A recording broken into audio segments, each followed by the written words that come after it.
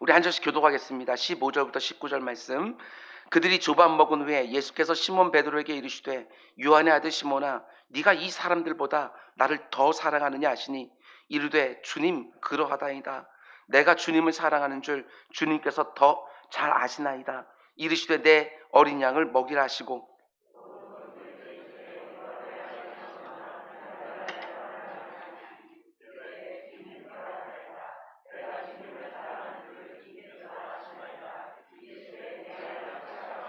세 번째 이르시되 요한의 아들 시몬아 네가 나를 사랑하느냐 하시니 주께서 세 번째 네가 나를 사랑하느냐 하심으로 베드로가 근심하여 이르되 주님 모든 것을 아시오매 내가 주님을 사랑하는 줄을 주님께서 아시나이다. 예수께서 이르시되 내 양을 먹이라.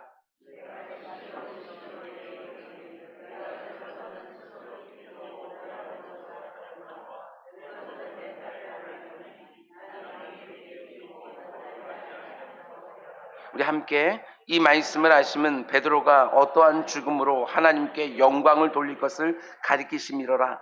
이 말씀을 아시고 베드로에게 이르시되 나를 따르라 하시니 아멘 아멘. 오늘 특별 새벽 기도의 마지막 말씀으로 17번째 말씀입니다. 오늘 말씀의 제목은 내가 사랑하고 믿고 의지하는 것이 나입니까? 아니면 주님입니까? 이런 제목으로 말씀 전하도록 하겠습니다. 우리 일평생 신앙생활하면서 늘 물어야 되는 질문입니다. 내가 사랑하고 믿고 의지하는 것은 나입니까? 아니면 주님입니까? 여러분 주님을 뜨겁게 만나고 제대로 만난 성도는 틀림없습니다. 주님을 더 사랑하게 되고 더 믿게 되고 더 의지하게 되는 것이지요. 주님을 만나면 만날수록 더 사랑하게 되어지고 더 믿게 되어지고 더 의지하게 되는 것이지요. 이번 특별 새벽 기도회를 통해서 주님을 더 사랑하게 되었습니까? 더 믿고 더 의지하게 되었습니까? 설교자로서 저는 그게 가장 궁금합니다. 오늘 2023년 특별 새벽 기도의 마지막 날 새벽에 우리가 만나려고 하는 사람은 그 유명한 베드로입니다. 베드로. 우리가 지금까지 주님을 만났던 참 많은 사람들을 묵상해 왔지만 그 누구보다도 주님을 다시 한번 뜨겁게 만나고 이번에는 제대로 만난 사람이 바로 베드로입니다. 부활하신 주님을 다시 한번 뜨겁게 만나고 제대로 만나서 처참하게 넘어지고 실패했던 그가 다시 부활하는 장면. 그것이 바로 오늘 본문입니다. 예수께서 이제 곧 십자가에 달리실 것을 아시고 자신의 사랑하는 제자들과 마지막 식사를 하실 때에 이렇게 말씀하셨습니다. 내가 이제 곧 너희를 떠나리라. 그러자 베드로가 근심하며 이렇게 묻습니다. 요한복음 13장 6절 말씀 보면 시몬 베드로가 이르되 주여 어디로 가시나이까? 그래서 예수님이 이렇게 대답하시지요. 예수께서 대답하시되 내가 가는 곳에 네가 지금은 따라올 수 없으나 후에는 따라오리라. 지금은 네가 따라올 수 없다. 지금 이 상태로는 네가 나를 따라올 수 없다. 그러나 후에는 따라오리라. 따라올 수 있으리라. 지금은 따라올 수 없고 후에는 따라가고 주님이 후에는 이라고 말씀하실 때 그 후에가 해당되는 첫걸음이 바로 오늘 본문의 모습입니다. 이번 특별 새벽 기도의 주제로 말하면 그렇게 마음이 다 식어버린 지금은 나를 따라올 수 없으나 나를 다시 한번 뜨겁게 만난 후에는 네가 따라올 수 있으리라. 그렇게 어설프게 나를 만난 지금은 따라올 수 없으나 나를 제대로 만난 후에는 네가 따라올 수 있으리라. 이런 말씀이지요. 주님의 말씀대로 베드로는 주님을 끝까지 따라가지 못했습니다. 체포하신 예수님이 군병들에게 끌려갈 때 두려운 마음에 멀찌감치 떨어져서 대지상의 뜰까지는 따라갔지만 거기서 완전히 무너지지요. 사람들 앞에서 내가 바로 저분의 제자라고, 항상 저분 옆에서 함께했던 제자가 바로 나라고 공개적으로 주님을 향한 믿음과 사랑을 드러낼 수 있는 기회를 3번이나 얻었지만 단 한 번도 저분을 내가 안다라고 조차도 말하지 못했습니다. 누구나 한 번쯤은 그럴 수 있습니다. 연약함 때문에 순간적으로 이렇게 부인하며 넘어질 수 있지요. 그러나 같은 자리에서 세 번이나 반복하여 주님을 부인했다는 것은 핑계할 여지가 없는 것이지요. 그것도 그냥 주님을 모른다고 부인한 게 아닙니다. 마태복음을 보면 두 번째 주님을 부인할 때는 맹세하면서 내가 주님을 모른다. 세 번째 부인할 때는 맹세하고 저주까지 하면서 내가 저분을 모른다. 그 상황이 상상이 되지 않습니까? 저 한쪽에는 예수님이 포승줄에 묶여서 대제사장과 그의 하솔들에게 신문을 당하고 모욕을 당하고 심지어 침뱉음도 당하고 뺨도 맞으시고, 그런데 이쪽에서는 베드로가 사람들에게 둘러싸여서 얼굴에 정색을 하고 두 손을 막 가로지으면서 나는 저 사람 모릅니다. 나는 저 사람과 아무런 관계가 없습니다. 사람들이 안 믿어주니까 맹세도 하고 저주도 하고 처참하게 넘어졌습니다. 주님을 끝까지 따르는 일에 철저하게 실패한 거예요. 그런데 우리 주님 그런 베드로를 다시 찾아와서 만나주십니다. 오늘 본문에 우리 주님이 베드로를 다시 찾아오셔서 그와 만나는 모습을 보면 굉장히 다양한 암시를 가지고 베드로 스스로 자기가 넘어졌던 그 아픈 순간을 생생하게 기억나게 해주십니다. 대제사장의 뜰에 있었던 숯불 곁에서 주님을 모른다고 부인했던 그 자리처럼 우리 주님 디베라 바닷가에 숯불을 피워놓고 베드로를 부르시고, 사람들이 베드로에게 저 예수와 네가 함께 다니지 않았냐고 세 번 질문을 받을 때마다 주님을 모른다고 세 번 부인한 베드로에게 나를 사랑하냐고 우리 주님도 세 번 물으시고, 베드로의 입을 통해서 내가 주를 사랑하는 것을 주께서 아시나이다 라는 대답도 세 번 들으셨습니다. 예수님이 왜 이렇게 하셨을까? 베드로의 처참한 실패를 상기시키는데 목적이 있는 것이 절대로 아닙니다. 다시 그러한 행위가 없게 해주시려고 그 아픈 기억을 소환하는 것이 아니라 그 행위를 가능하게 했던 베드로의 마음 중심, 다시는 주님을 부인하지 않는 그 행위만 안 하면 되는 것이 아니라 베드로의 마음 중심을 제대로 다루어 주기 위해서 스스로 생각하게 하시는 거예요. 이제 예수님과 베드로의 본격적인 대화가 시작됩니다. 15절 말씀 보면 그들이 조반 먹은 후에 예수께서 시몬 베드로에게 이르시되 요한의 아들 시몬아 네가 이 사람들보다 나를 더 사랑하느냐. 예수님이 베드로를 뭐라고 부르시지요? 요한의 아들 시몬아 이렇게 부릅니다. 여러분 지금 이 복음서를 기록하고 있는 사도 요한은 예수께서 시몬 베드로에게 말씀하셨다고 앞에서 말해놓고 그리고 요한의 아들 시몬 이렇게 불렀다고 기록해 놓습니다. 예수님이 어떤 의도를 가지고 요한의 아들 시몬이라고 부르셨는지 사도 요한이 놓치지를 아니하고 그 부분을 제대로 기록해 놓고 있는 것이지요. 예수님이 시몬 베드로를 요한의 아들 시몬이라고 부르셨다. 요한복음에서 베드로가 처음 만나는 장면이요 1장에 나옵니다. 거기 보면 이렇게 되어 있지요. 예수께서 이르시되 네가 요한의 아들 시몬이니 장차 게바라 하리라. 게바는 번역하면 베드로라. 장차 이렇게 말하고 있지만 바로 다음부터 베드로라고 계속해서 부릅니다. 그러고 나서 계속해서 바위, 반석이라는 뜻의 베드로라는 이름으로 계속해서 마지막 순간까지 와요. 그러다가 요한복음 마지막 장인 21장 부활하신 주님이 베드로를 찾아와서 세 번 질문할 때 그 질문마다 요한의 아들 시몬아, 요한의 아들 시몬아, 요한의 아들 시몬아 이렇게 부르셔요. 그러니까 요한복음이 기록하고 있는 예수님과 베드로의 첫 번째 만남과 그리고 마지막 만남에서만 요한의 아들 시몬 이 이름이 나오고 있는 거예요. 저는 이렇게 생각했습니다. 사도 요한이 성령의 감동을 받아서 주님의 의도를 놓치지 않고 잘 표현해놨구나. 주님과 함께 이곳저곳을 신나게 다니던 그 베드로가 더 이상 아닙니다. 지금은 요한의 아들 시몬이 되어 있는 것이지요. 요한복음 1장에서 주님을 만나서 베드로가 되었는데 바위처럼 반석처럼 늘 견고해 보였는데 지금 21장을 보면 더 이상 베드로가 아닙니다.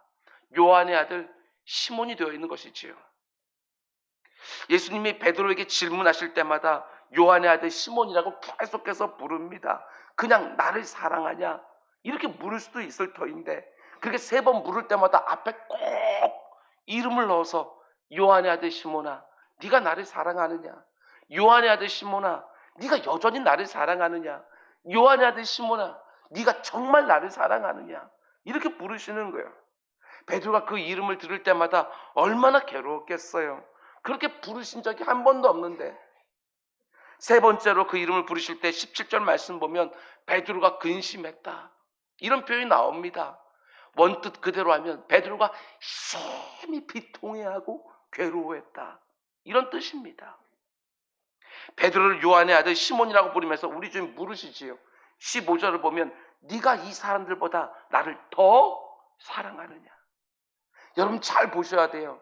2번째, 3번째 질문은 똑같아요. 네가 나를 사랑하느냐? 이렇게 물으셔요. 근데 첫 번째 질문은 달라요. 네가 이 사람들보다 나를 더 사랑하느냐? 비교급으로 물으시는 거예요. 이 사람들보다 더. 어떤 면에서는 주님의 이 질문 좀 이상하지 않습니까?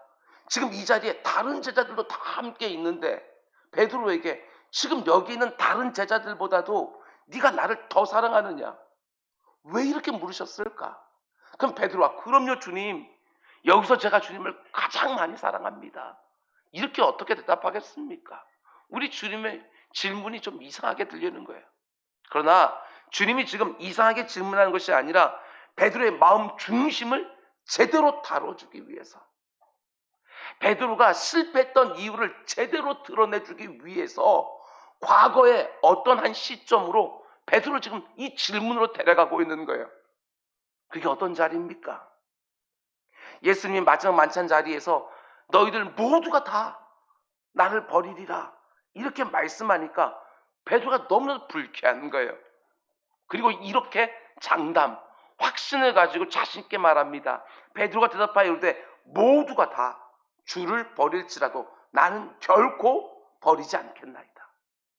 베드로도 비교하며 대답한 거예요. 그냥 나는 결코 주님 안 버리겠습니다. 이렇게만 말하면 되잖아요.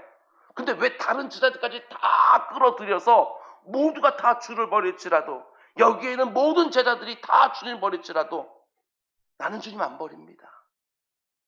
이렇게 대답하고 있는 거예요.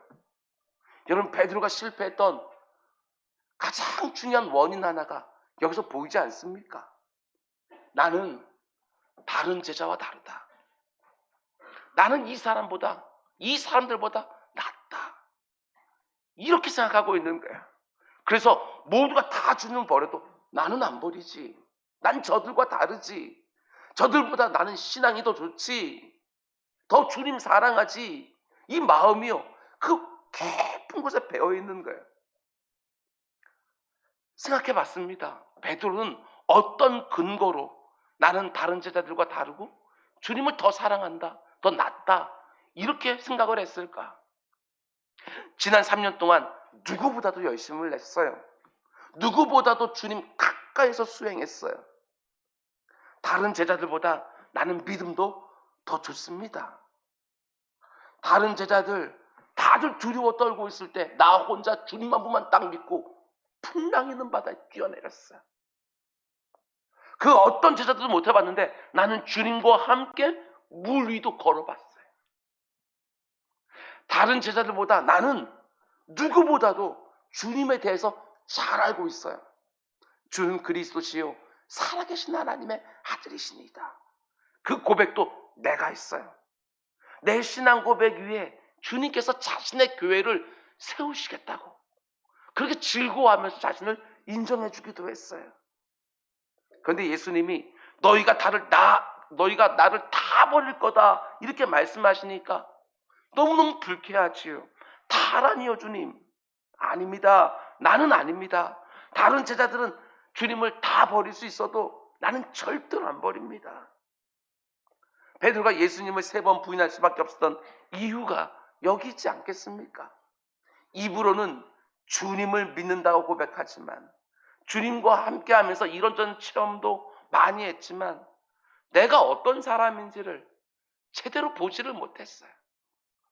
3년 동안 주님 곁에 있었으면서 내가 어떤 사람인지를 제대로 보지를 못한 거예요. 여전히 내 열심과 내 의지와 내 믿음이라는 게 얼마나 쉽게 흔들릴 수 있는지 그걸 한 번도 못 봤어요. 입으로는 주님을 믿는다고 말을 하지만 내 자신을 신뢰하는 그 중심은 아직 덜 깨져 있는 것이죠. 목회하면서 참 많이 봅니다. 참 많이.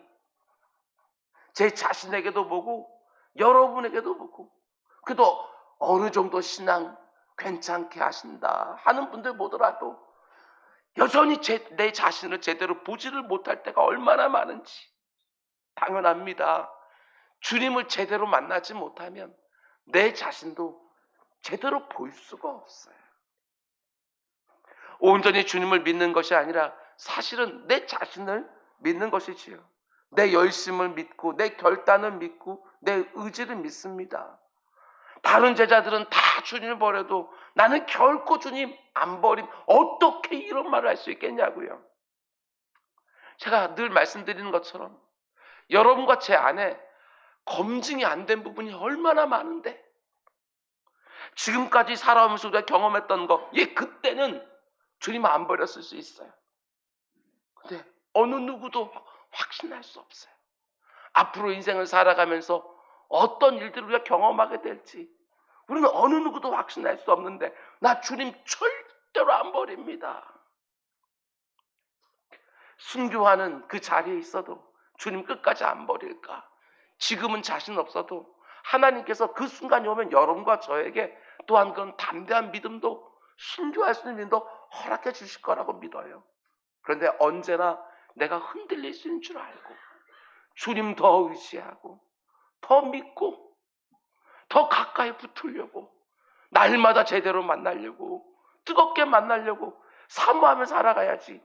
다른 제자들은 다 버리고 나는 주님 안 버립니다. 어떻게 이런 말 할 수 있는지. 그렇게 큰 소리 뻥뻥 쳐놓고 나는 저 예수 모른다고 나와 상관없다고 맹세도 하고 저주도 하고 조금도 신뢰할 수 없는 게 내 자신인데 그런 나를 믿고 의지하다가 정말 처참하게 무너졌어요. 베드로가 자신을 신뢰하고 의지하는 그 중심을 가지고 있으니까 어떤 일까지 합니까? 저는 이게 연결이 되더라고요. 다른 제자들은 다 주님을 버려도 나는 결코 주님을 안 버린다는 그 장담을요 입증하고 싶지 않았을까? 결국 어떤 일까지 버려요? 그 장담을 하고 채 몇 시간도 안 돼서 준비했던 칼을 휘두르기 시작해요. 예수님을 잡으러 온 군인들 사이에는 대제장의 종의 귀를 베어버렸어요. 내가 정말 그런 사람이라는 것을 마치 입증이라도 하려는 듯이 칼을 휘둘러서 한 사람의 귀를 베어버렸어요. 나는 다른 제자들과 다르지요. 우리의 신앙이라는 것도 주님을 향한 나의 사랑이라는 것도 얼마든지 이렇게 왜곡될 수 있습니다. 주님을 믿고 의지하는 것이 아니라 나를 믿고 의지하는 그 중심 가지고 얼마든지 신앙생활을 다른 사람보다 더 열심히 더 신실하게 할 수 있는 거예요. 여러 번 말씀드렸습니다. 뭐 하나 하나님께 구할 수 있는 자격 하나 갖추지 못했으면서도 내 기도에 응답해 주신 하나님의 선하신 성품과 그분의 풍성함을 믿는 것이 아니라 내가 이렇게 간절히 기도하니까 하나님이 응답해 주시겠지 하고 기도하고 있는 나를 믿고 도저히 하나님 앞에 나아갈 수 없는 죄인이지만 자기 아들의 십자가 공로 때문에 내 예배를 그 엉터리 같은 예배를 받아주시는 하나님을 믿는 게 아니고 내가 이렇게 정성껏 예배를 드리니까 하나님 내게 복을 주시겠지 하고 예배하고 있는 나를 믿을 때가 얼마나 많은지 그렇게 간절히 기도하는 나를 보면서 스스로 뿌듯해하면서 여기 있는 모든 사람들은 다 주를 버릴지라도 나는 결코 주님 안 버립니다. 그렇게 정성껏 예배하고는 나를 보면서 스스로 만족하면서 여기 있는 그 어떤 사람보다도 내가 주님을 더 사랑합니다. 아닙니다. 절대로 그렇지 않습니다. 주님을 다시 만나야 되는 거예요. 그 당시 주님께 책망받았던 바리새인들이 다 이와 같지 않았습니까?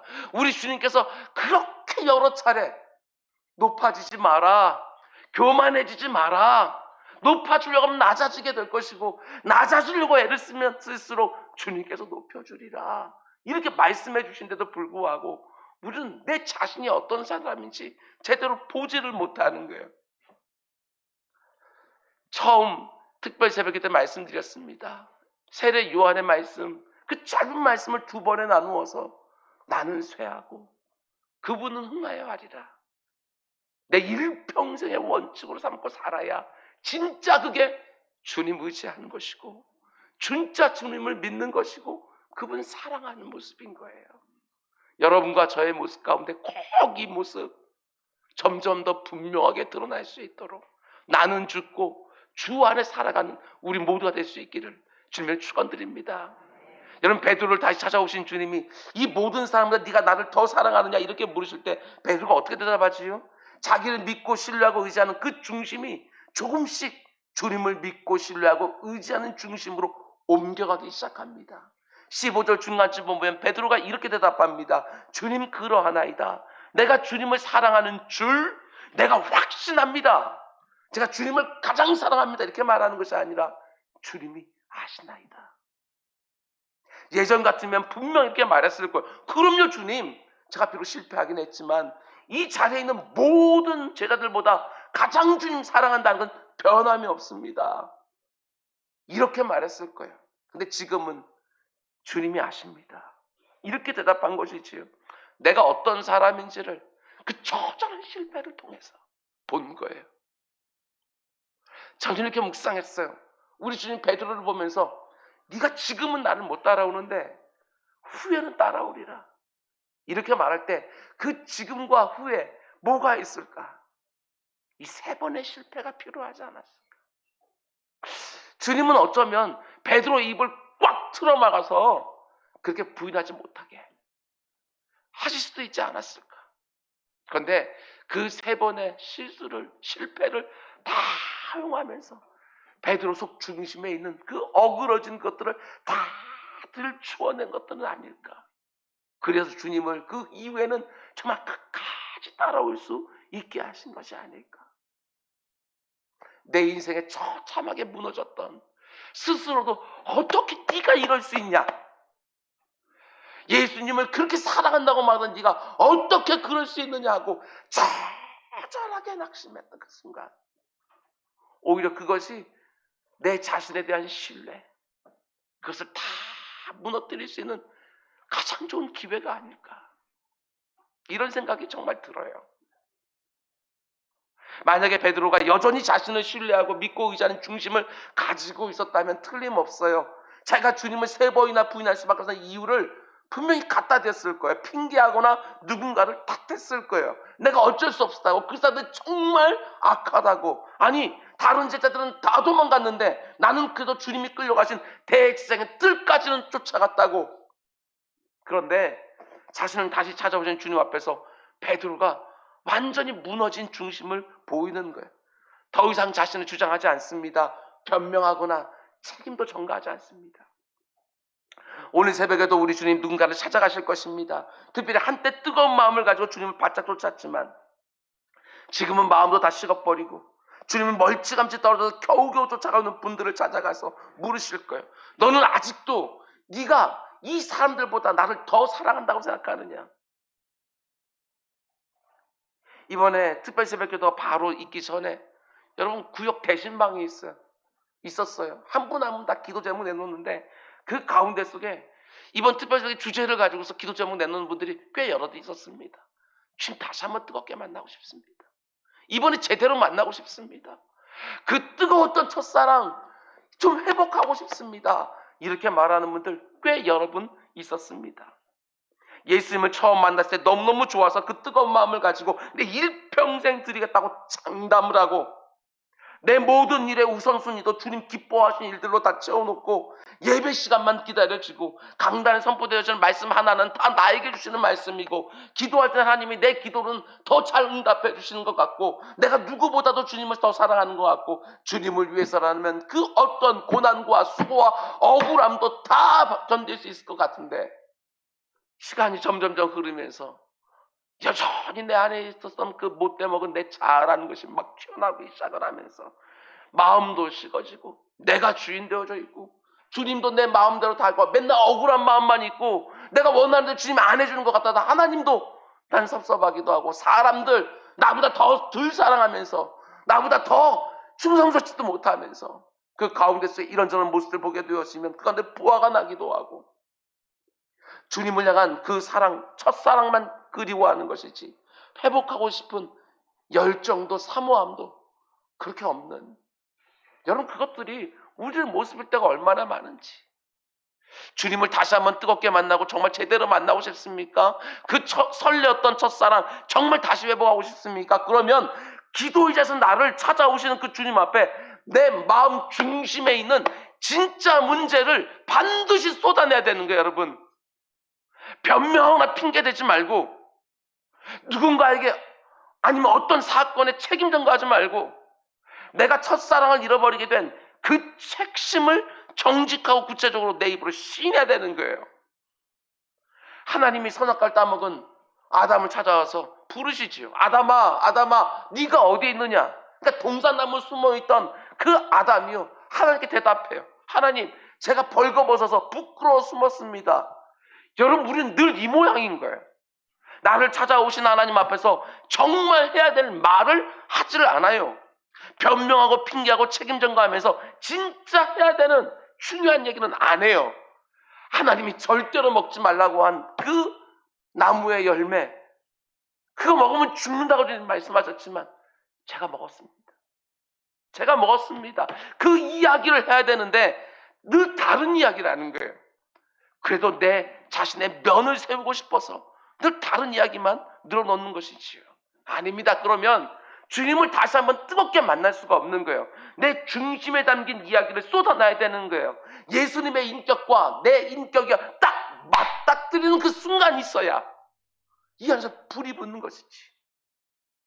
진짜 해야 될 말을 기도자서 하질 않으니까 내 껍데기만 살짝 그을리고 속 중심에 그 첫상의 불이 확 하고 다시 붙지를 않는 이런 모습이 얼마나 많은지. 여러분 주님 앞에 정말 해야 될 얘기를 하십시오. 그저 먹고 사는 얘기, 피곤하고 지치고 버거운 얘기들, 나 힘들게 하는 사람 얘기들 그런 것만 늘어놓지 말고 내 마음 중심에 있는 진짜 그 얘기 그걸 쏟아놔야 중심에 불이 붙기 시작해요. 주님이 내 마음 깊은 곳까지 내가 중심을 털어놓으니까 그 중심 깊은 곳까지 들어와서 그 가운데 내 모든 아픔과 어려움과 그 피곤과 지침의 그 핵심 문제를 다뤄주는 거예요. 오늘 베드로를 만나서 그 중심을 다뤄주고 싶었던 것처럼 우리 주님은 이번 특별 새벽기도를 통해서 다시 한번 뜨겁게 이번에는 제대로 이런 주제를 가지고 내 중심을 다루고 싶었는데 우리는 늘 그냥 껍데기에 있는 그 얘기들만 조금씩 꺼내놓고 나니까 밋밋한 거지요. 차지도 뜨겁지도 않고. 여러분 베드로가 자신을 믿고 신뢰하는 그 의지하는 그 중심을 조금씩 깨뜨리면서 제가 주님을 얼마나 사랑하는지 주님이 아십니다. 대답하니까 우리 지금 뭐라고 말씀하시지요? 거의 똑같은 말씀을 3번이나 반복해요. 내 어린 양을 먹이라. 내 양을 치라. 내 양을 먹이라. 이게 바로 우리가 믿는 기독교고 복음의 영광이지요. 기독교는 넘어진 한 사람을 회복시키고 그것으로 끝나지 않습니다. 이 세상 같으면 너는 안 돼. 이제 끝났어. 나 힘 딱 찍고 어떤 일이 있을 때마다 그 일을 소환하겠지만 우리 주님은 정말 깨끗하게 회복시켜 주실 뿐만 아니라 초대교회 기둥으로 세워주셔요. 처참하게 실패한 그 베드로를 초대교회 기둥으로 세워주셔요. 여러분들 이 부분까지 보셔야 됩니다. 오늘 본문에서는 내 양을 먹이라, 내 양을 치라, 내 양을 먹이라 주님이 이렇게 말씀하시지만 이 일이 있기 전에 이미 주님은 이와 거의 동일한 말씀을 하신 적이 있어요. 베드로야, 너는 돌이킨 후에 네 형제를 굳게 해라. 양을 치라, 양을 돌보라, 양을 먹이라, 이 말과 똑같이 너는 돌이킨 후에 네 형제를 굳게 해라. 누가복음 22장에 보면 예수님이 제자들과 함께 마지막 만찬석상에서 베드로에게 이렇게 말씀합니다. 시몬아 시몬아, 보라, 사탄이 너희를 밀가부르듯 하고 요구하였으나 그러나 내가 너를 위하여 네 믿음이 떨어지지 않기를 기도하였노니 너는 돌이킨 후에 네 형제를 굳게 해라. 여기 보십시오. 이제 곧 예수님은 십자가 달려 죽게 될 것이고 제자들은 다 도망가게 될 것이고 베드로는 그 가운데 속에 예수님을 모른다고 3번이나 부인하게 될 것이고 그때 악한 사단 마귀는 얼마나 쾌재를 불렀겠어요. 다 끝났다 이제는. 그때 베드로가 3번 부인했을 때 악한 사단이 찾아와서 얼마나 정죄했겠어요. 네가 이러고도 주님의 제자냐? 이러고도 네가 주님을 사랑한다고 말할 수 있느냐? 베드로는 그 정죄를 받아서요. 부활한 주님 만났지만 그 가운데서 주님께로 쑥 달려들지 못하고 우리 고기나 잡으러 가자 하고 또 여기 디베네 바닷가에 와서 고기 잡고 있는 그 모습이거든요. 사단님 마귀가 밀가부르듯 지금 청구하고 있는 거예요. 밀가부른다는 게 무엇입니까? 타자 그래서 밀껍데기가 있으니까 부채질로 막 붙여서 그 껍데기 막 바람에 날아가게 하는 것처럼 바람에 나는 겨가 되는 것처럼 지금 사탄이 밀가부르듯 지금 청구하고 있는 거예요. 베드로를. 그런데 우리 주님이 어떻게 하셨다고요? 내가 너를 위하여 네 믿음이 떨어지지 않기를 기도하였나니 너는 돌이킨 후에 내 형제를 굳게 해라. 여러분 베드로가 어떻게 그 실패의 자리에서 이렇게 회복할 수 있었을까? 어떻게 악한 사단 마귀의 정죄에 완전히 넘어지지 않았을까? 내가 너를 위하여 기도하였다. 이렇게 말씀하시는 거예요. 어떻게 기도하셨습니까? 여기 보면 베드로야 네 믿음이 떨어지지 않도록 내가 기도했다. 그 기도 때문에 베드로가 교회의 수장으로 그렇게 설 수 있는 것이지요. 사도 바울은 그 위대한 로마서 8장에서 이렇게 말합니다. 이와 같이 성령도 우리의 연약함을 도우시나니 우리는 마땅히 기도할 바를 알지 못하나 오직 성령이 말할 수 없는 탄식으로 우리를 위하여 친히 간구하시니라. 누가 정죄하리요? 죽으실 뿐 아니라 다시 살아신 이는 그리스도 예수시니 그는 하나님 우편에 계신 자요 우리를 위하여 간구하시는 자이십니다. 아멘. 베드로를 위해서만이 아니라 여러분과 저를 위해서도 성령 하나님의 말할 수 없는 탄식을 우리를 위하여 간구하시는 것이고 그리고 내 사랑하는 주님께서 하나님 아버지 보좌 우편에서 우리를 위하여 지금도 간구하고 계시는 것이고 여러분 내 힘과 내 결심과 내 의지로 우리는 이 땅을 사는 것이 아닙니다.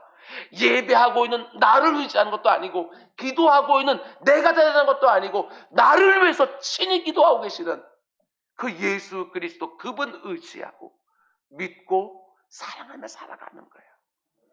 여러분 믿음으로 구원받았고 믿음으로는 살아갑니다. 실패했다고 여러분 낙심하지 마십시오. 좌절하지 마십시오. 악한 사단 마귀가 내 이런저런 영적인 상태를 놓고 밀가부르듯이 와서 나를 청구한다 할지라도 여러분 내 사랑하는 주님이 내 믿음이 떨어지지 않도록 나를 위하여 간구하고 기도하고 있던 사실을 분명히 여러분 아시기 바랍니다. 아무리 이제부터 여러분들 살아가는 날 가운데 속에서 이런저런 일을 만난다 할지라도 여러분들 절대로 그 가운데 속에 넘어지되 완전히 넘어지진 않아요. 7번 의인은 넘어진다 할지라도 그 가운데 주께서 붙잡아서 일으키는 거 이게 바로 우리들의 경험이에요. 저는 분명히 믿습니다. 여기 있는 모든 분들 반드시 승리할 것입니다.